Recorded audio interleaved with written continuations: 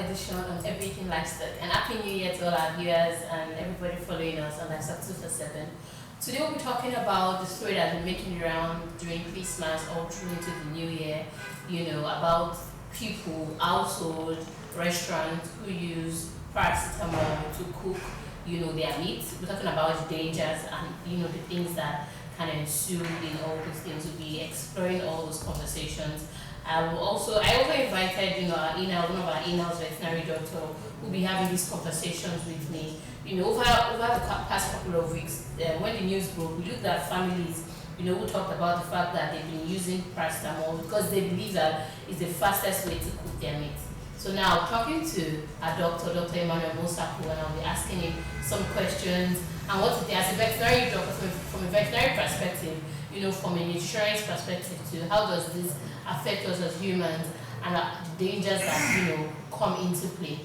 So, welcome to Everything Livestock. So, have you ever eaten in a buka before? Of course, come on, I do that every time. Really? Yeah, every time. I actually also eat in a buka.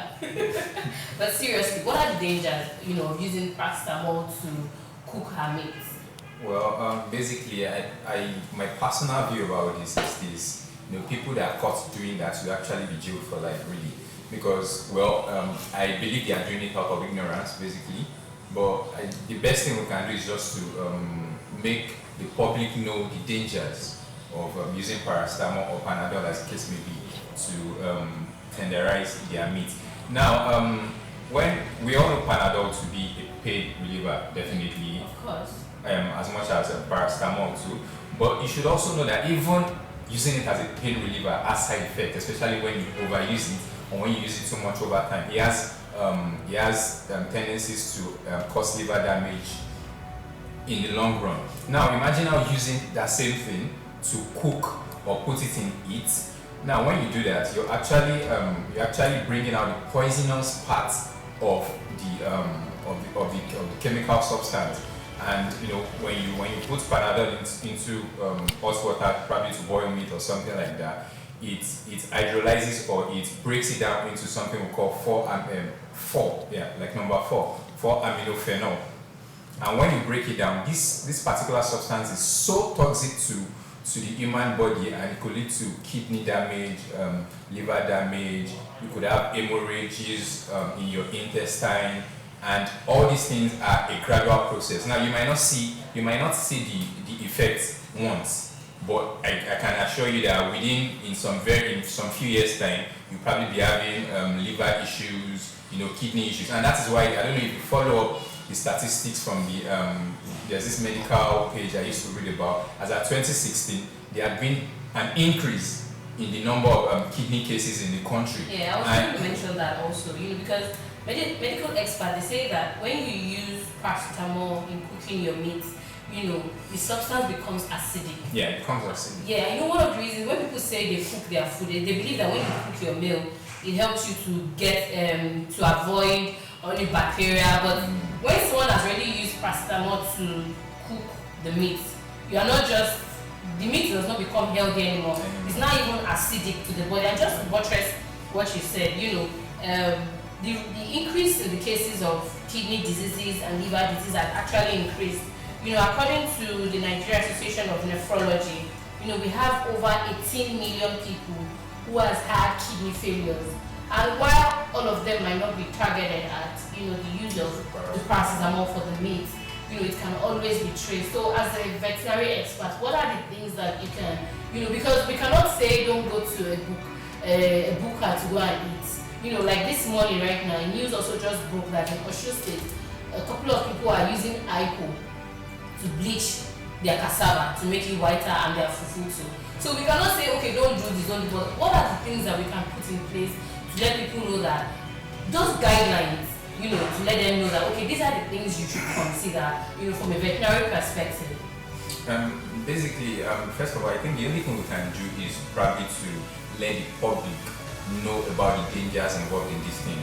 The truth is this: you can't use drugs just anyhow you want to. You can't tweak drugs for your own personal use. If you're not a pharmacist, if you're not a medical professional, you can't just decide to take drugs and start using it to cook. It's more that what you don't know is you're gradually killing yourself, your family, and people you sell those food to. You're actually killing them gradually. While they may not know, because as a matter of fact, I've eaten this morning from a booker.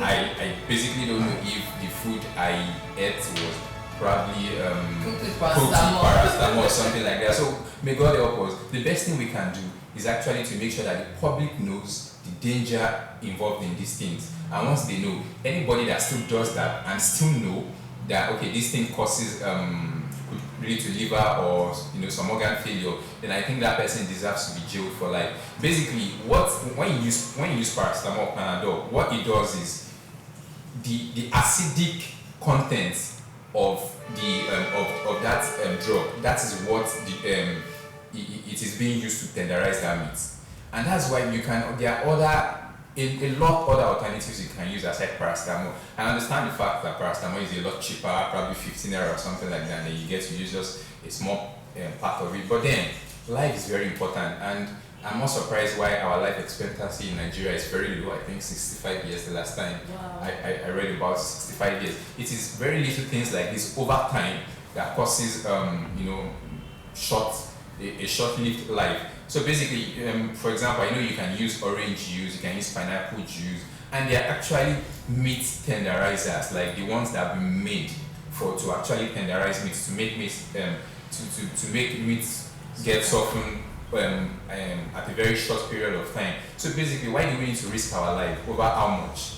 Do you know how much dialysis costs? Do you know how much it costs to treat a liver, somebody having, apart from the psychological aspect of it, the money, the time, the resources you're going to use, it's not worth it. Okay, thank you. Another thing I would quickly like to buttress is that apart from all the different illness that Dr. Emmanuel just mentioned, another thing that excess, because the main aim of this information is not just to let you know that these are the dangers. By the time, even ordinary paracetamol, when you take it over a long period of time, how much more when you use it to boil your meat? And you know that boiling water generally boils at 100 degrees Celsius. Water boils at 100 degrees Celsius. When you put your paracetamol inside, depending on the amount of meat that you want to boil, that will determine the amount of paracetamol you are going to put inside the water. And one of the things we described that eventually these things can lead to skin conditions, fatal skin conditions. Your gastric can start bleeding. You can begin to lose blood. And that's why we are bringing, these things. Like, a lot of people are talking about it right now, but it's not just enough to talk about it. I think at the end of the day, you have to just be mindful of the meat you eat and how it is prepared. And of course, when we go to eateries or when we buy our food from our local shops, we cannot actually say this is how the meat was prepared, or because we're not there. But I think the most important is just to be careful. As much as possible, try and prepare your meal yourself. As much as possible, buy your livestock, from places where that, like Livestock 247 right now, our main aim is the fact that we are trying to work against stopping zoonotic diseases from animals to humans.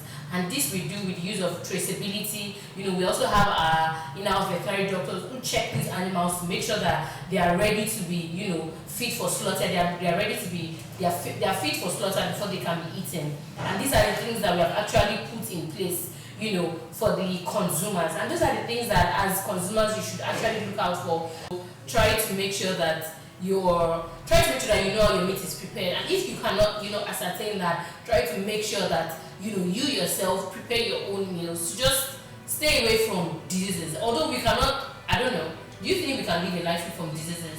Because what does not kill you make you strong? Anyway, we've come to the end of this special edition, of Everything Livestock. Have you ever eaten a meat where you started having diarrhea, you were purging? I would advise you not to go back there, or just better still, cook your meal yourself. Better still, contact us on Livestock 247 to buy your own livestock. But more importantly, in the next couple of weeks, we'll be having a lot of guests, coming on this episode to talk about different things on livestock. Is there a topic you'd like us to talk about? Is there a question, a burning question that you'd like us to buttress on? Please send us an email, like, comment, and share. Thank you.